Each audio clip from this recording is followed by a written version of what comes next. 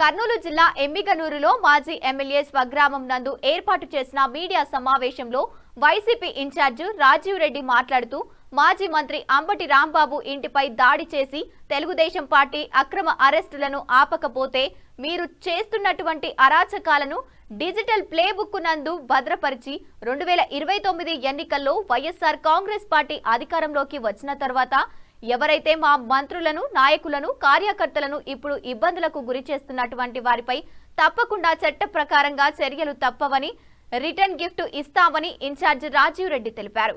ఈ కార్యక్రమంలో గడ్డం నారాయణరెడ్డి, బజారి సునీల్, లక్ష్మణ, షబ్బీరు మొదలగు నాయకులు కార్యకర్తలు ఈ కార్యక్రమంలో పాల్గొన్నారు। మనకు సిబిఐ ద్వారా తెలిసింది, మన సుప్రీంకోర్టు సిబిఐ వాళ్ళు ఇచ్చిన చిట్ ప్రకారంగా చూస్తే అడల్ట్రేషన్ ఏది ఫ్యాట్ గీలో ఏది లేదని చెప్పి తిరుమల లడ్డులో చెప్పడం జరిగింది। అది చెప్పిన తర్వాత మళ్ళీ ప్రతి చోట బ్యానర్లు అంటూ మళ్ళీ అలాగే వివిధ రకాలుగా అరాచకాలు చేయడం మొదలుపెట్టారు।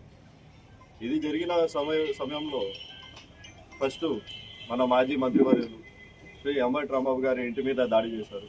అలాగే నిన్నటి రోజున జోగి రమేష్ అన్న వాళ్ళ ఇంట్లో కూడా దాడి చేయడం జరిగింది।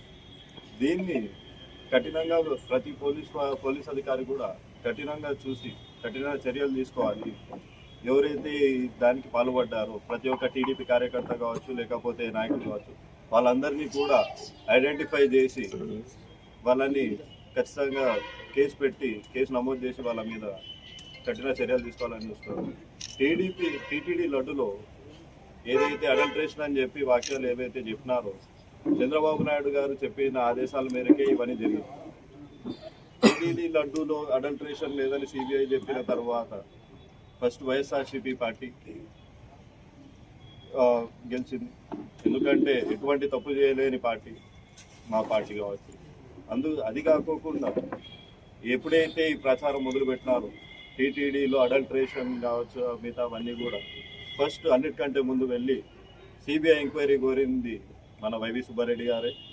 వైవి సుబ్బారెడ్డి గారు చేసిన తర్వాతనే భయపడినప్పుడు మేము ఎందుకు ఎవరి ముందన్నా తలదించుకోవాలని చెప్పి ఖచ్చితంగా దీన్ని సిబిఐ ఎంక్వైరీ చేసి నిజాలన్నీ కూడా బయటికి తీసుకొని రావాలని చెప్పి కూడా మా వైవి సుబ్బారెడ్డి మొన్న అంబటి రాంబాబు అన్న గారి ఇంట్లో ఏదైతే జరిగిందో దానికి పోలీస్ వాళ్ళు కూడా మద్దతు ఇచ్చి వాళ్ళు ఎలా చేస్తే టీడీపీ నాయకులు ఎలాగైతే అరాచకాలు చేస్తూ ఉన్నారో వాళ్ళన్నిటినీ సపోర్ట్ చేస్తూ దాన్ని ముందుకు తీసుకెళ్తుంది పోలీస్ వ్యవస్థ।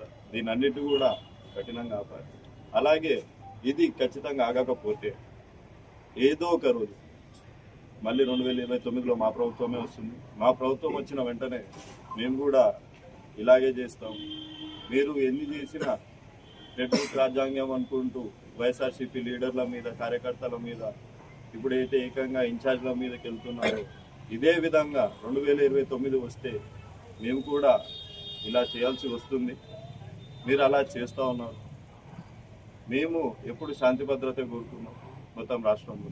ఇప్పుడు మీరు చేస్తున్న ఇవి పరిణామాలు ఏవైతే ఉన్నాయో ప్రతి ఒక్కదానికి మీరు రెడ్ బుక్ రాజ్యాంగం అంటూ ఉన్నారు। మేము డిజిటల్ ప్లేబుక్లో ఏవైతే ఈ అరాచకాలు మీరు చేస్తూ ఉన్నారు అన్ని సాక్ష్యాలతో పాటు దాంట్లో యాడ్ చేయడం జరుగుతుంది। యాడ్ చేసిన తర్వాత 2029లో మా ప్రభుత్వం వచ్చిన తర్వాత జగన్మోహన్ రెడ్డి అన్న గారు కూడా మాటిచ్చారు, ప్రతి ఒక్కరి మీద కూడా కఠిన చర్య